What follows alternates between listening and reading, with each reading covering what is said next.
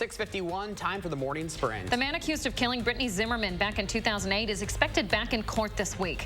56-year-old David Call has a plea hearing scheduled for Thursday. Zimmerman was a student at UW-Madison when she was found dead in her apartment back in 2008. Prosecutors claim the DNA matches the crime scene. He's set to be in court at 9 a.m. on Thursday. Area law enforcement still searching for a suspect they believe is responsible for a shots-fired incident and rollover crash. Fitchburg police responded to a shots-fired call on Coho Street Monday morning. About 10 minutes later, the rollover crash happened about a block from the scene. Authorities believe the suspect may have gone into a nearby home, but when they went in with a tactical team, no one was found inside. A scare this weekend on Madison's east side. Police say several bullets landed just a few feet from somebody who was sleeping in their apartment. Happened on Vernon Avenue, that's just off of Cottage Grove and Stoughton Roads. A patio door was shattered by gunshots. Police estimated 3 or 4 rounds went through the door. They landed near where a person was sleeping. Luckily, nobody hurt here. In a new court filing, the Department of Justice argued the Biden administration's student loan forgiveness program should go forward. This comes while a challenge brought by several Republican-led states plays out. Friday, a federal appeals court in Missouri issued a temporary stay on the program. Already around 22 million people have submitted applications. Those who have not are still urged to apply. A recall notice for you if you're a user of dry shampoo. A number of brands, including Dove, Nexus, Suave, and Tresemme, all under recall this morning. These are popular ones. Take a look. Bedhead as well there. It's because of potentially elevated levels of a chemical called benzene that can cause cancer. The levels are pretty minimal here. They likely wouldn't cause adverse health issues, so this is just out of an abundance of caution.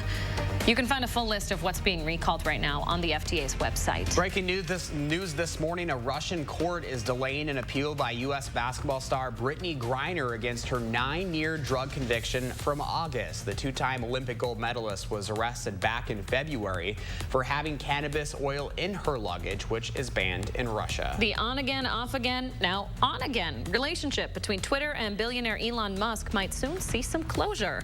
A Delaware judge asking the two sides to finalize the sale by the end of this week or face a November trial.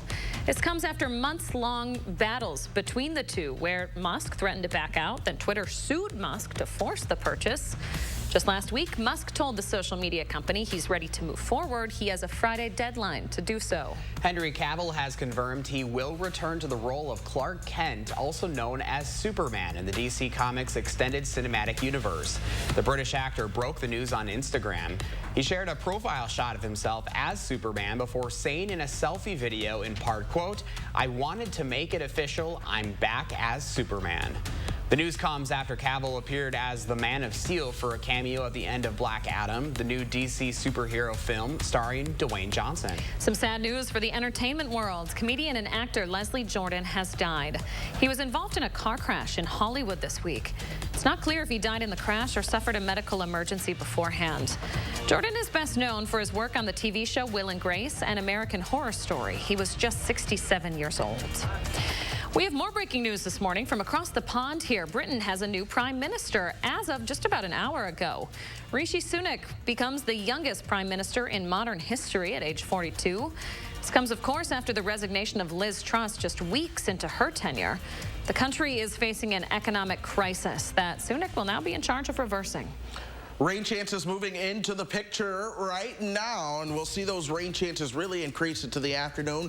One of the things I want to stress, though, temperatures are in the 50s at the moment. Yes, this says today's high temps. Think of it as afternoon temperatures because they will be into the 40s. Overnight tonight, temperatures will continue to fall into the low 40s.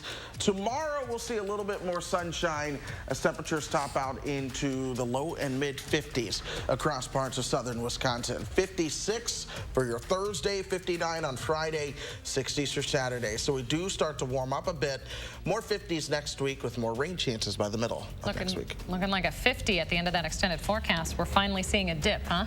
I know, a little bit of a dip at that point, so we'll watch it. Okay, Chris Reese, thanks so much. My pleasure. And thanks for joining us this morning, folks. We hope you have a great start to your Tuesday. Hope you have a full cup of coffee and a nice sunrise on the way. Stay with us. We have more news and local weather coming up in about half an hour.